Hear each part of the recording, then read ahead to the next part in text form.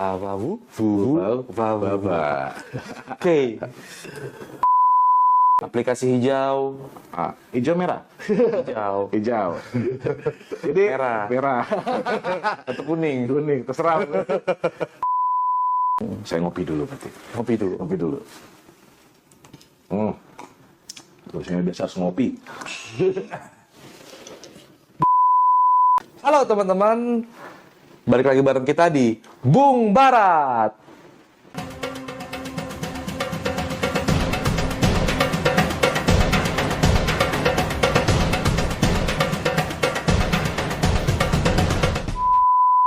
Oke teman-teman, hari ini agak berbeda karena Bung Barat kebetulan lagi agak padat nih jadwalnya, mengingat sebentar lagi kontestasi pilkada itu akan segera dimulai. Jadi Bung Barat nih banyak membantu teman-temannya, kerabat-kerabatnya, kolega-koleganya yang ada kepikiran untuk maju di dalam kontestasi pilkada nanti, tapi nggak ada Bung Barat bukan berarti informasi-informasi seputar hukum putus sampai di situ. Jadi hari ini kita mau bahas terkait dengan Undang-Undang ITE. Apalagi beberapa waktu yang lalu heboh ini sekitar mungkin seminggu, 2 minggu yang lalu, 3 minggu yang lalu, atau mungkin sudah sebulan naik ke permukaan tentang akun Fufu Fafa yang ada di Kaskus.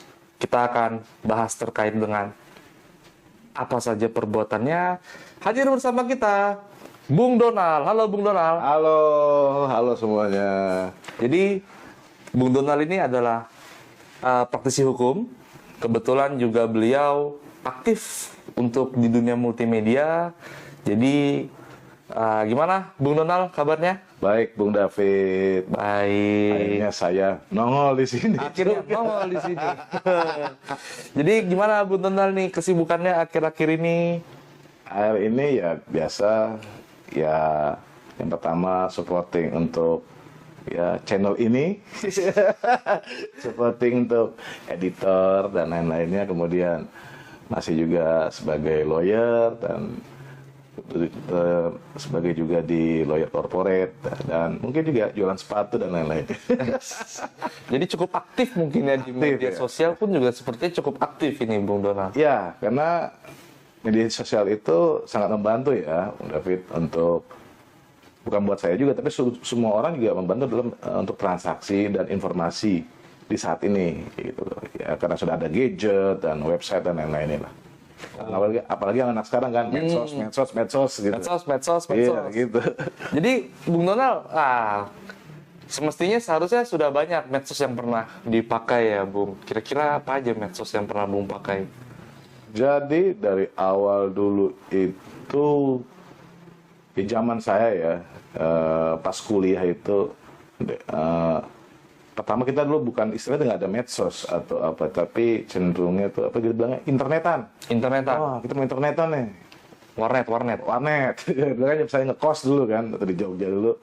Wah, internetan. Nah, kebetulan selain saya pas kuliah dulu, saya hobi musik dan edit atau recording audio. Terus ya namanya ngeband, terus saya pingin punya alat, tapi kan kantong agak-agak kurang mendukung, minta sama orang tua karena ngesetujuin. Akhirnya kita nyari alat second atau ya alat yang rare lah untuk itu. Ada satu website yang hype pada saat itu adalah Kaskus. Nah, salah satunya Kaskus yang hype banget.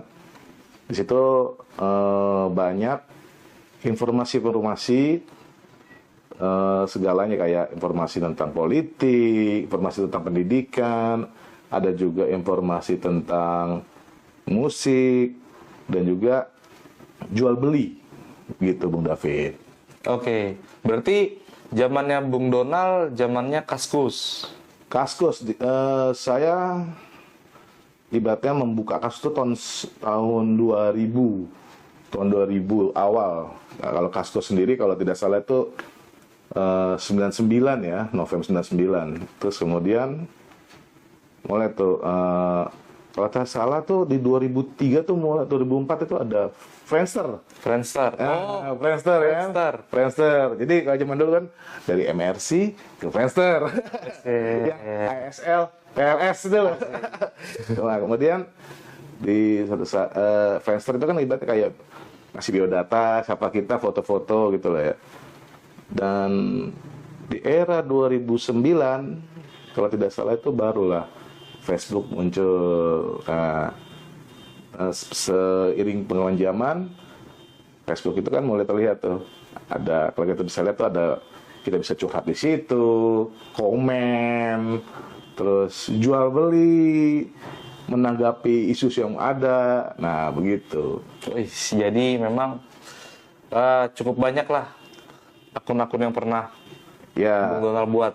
ya di situ ya kalau untuk di ini ya, tapi kalau kan tahun 2000 berapa ya? 2009 tuh kan kita ingat kan yang kita masih ada istilah BBM. Oh, BlackBerry, Pin, tapi Ya, kan broadcast. broadcast. Nah, kita suka lihat kan kan kita bisa browsing di situ kan, Iya. browsing gitunya.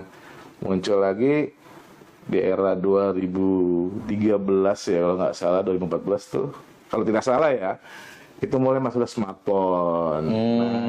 Android. Android. Ya, Berkembanglah medsos di situ, seperti Pet, ingat gak Pet? Gak? Pet. Oh, Pet, iya, ya, Pet. Pet. IG, IG. apa Instagram itu kan pada saat ini kan. ya, Dan WhatsApp ya itu kan berkomunikasi. betul. Kayak Telegram, nah ya itu kan Aplikasi hijau, hijau merah. hijau, Hijau. Jadi Merah. atau kuning. kuning, terserah. Nah, jadi dari situ kan itu melancarkan atau apa ya? Ya melancarkan lah kalau aktivitas dan orang menjadi, wah, medsos ini jadi penting untuk kerja, untuk sosialita, informasi, dan membagikan informasi juga, transaksi. Nah, seperti itu. Ngomongin informasi dan transaksi, Bung. Berarti Iya. kan Bung Donald sempat merasakan era di mana sosial media tanpa undang-undang ITE dan sosial media setelah ada undang-undang ITE. Nah, Iya.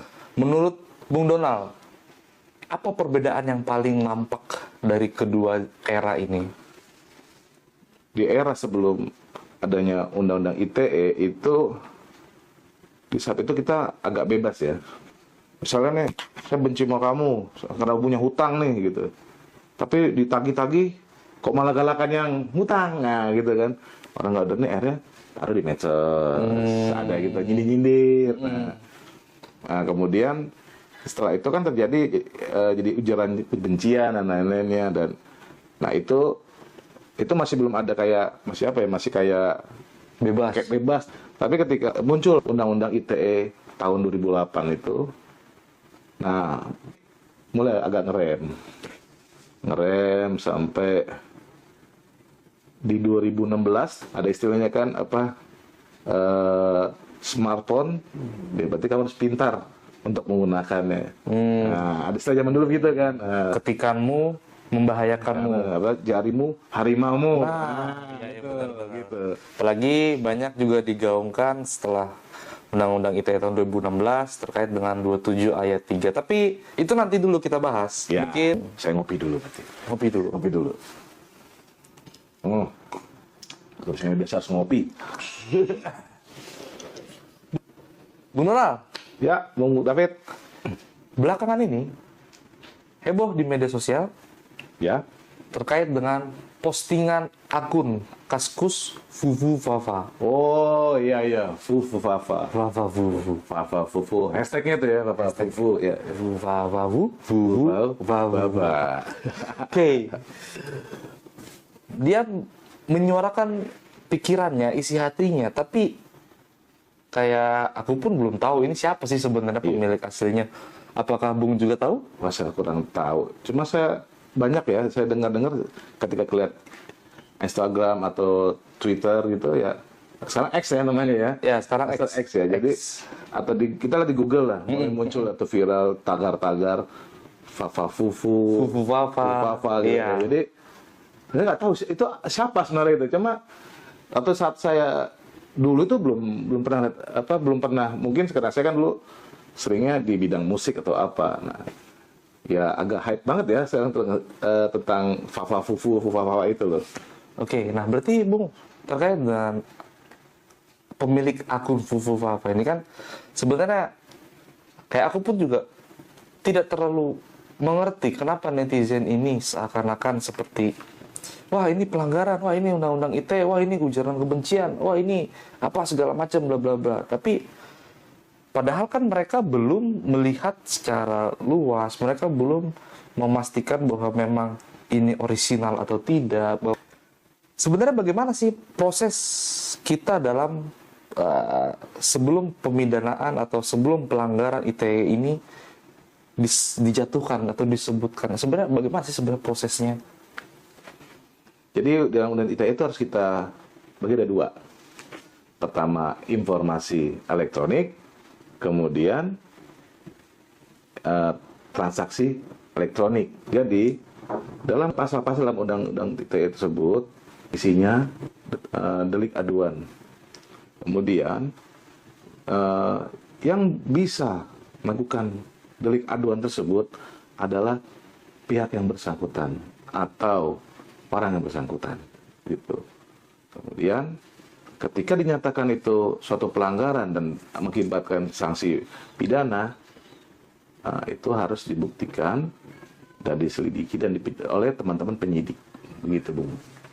Oke, artinya memang peran penyelidik dalam menentukan bahwa ini mengandung pelanggaran undang-undang ITE itu sangat menentukan sekali.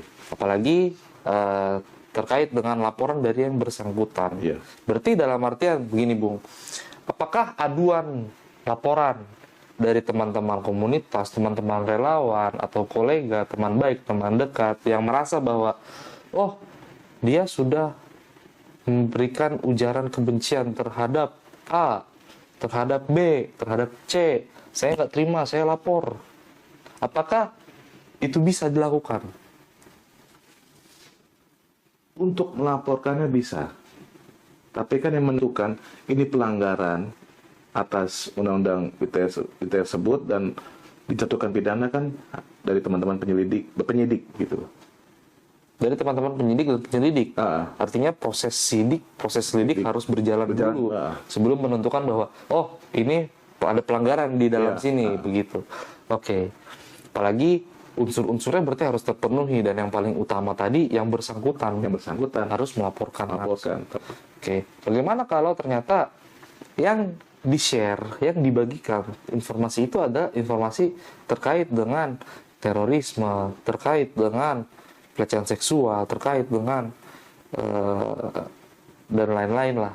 Nah, tapi mungkin itu nanti kita bahas lebih dalam ya, Bung. Ya, mungkin di sesi berikutnya atau episode berikutnya. Tapi yang jelas memang teman-teman terkait dengan akun Fufufafa ini itu tidak bisa prosesnya itu langsung ini Ardidi, wah ini ditangkap, wah ini si A, wah ini si B. Yang punya akun ini, anaknya ini, yang punya akun ini, anaknya itu nggak bisa. Jadi memang prosesnya tetap harus melalui penyelidikan. Baru setelah itu mereka akan melihat apakah memang unsur-unsur ini terpenuhi atau tidak. Terutama siapa yang melaporkan. Artinya karena mengandung delik aduan tadi, maka yang bersangkutan harus melaporkan. Tidak bisa karena aku merasa bahwa ini temanku, ini kawanku, ini idolanku, fansku. Saya. Nah, kemudian laporin, nggak bisa. Jadi mungkin segitu dulu teman-teman pembahasan hari ini. Bung Donald, makasih banyak sudah hadir. Terima kasih Bung David. Ngopi dulu penutupan? Ngopi dulu.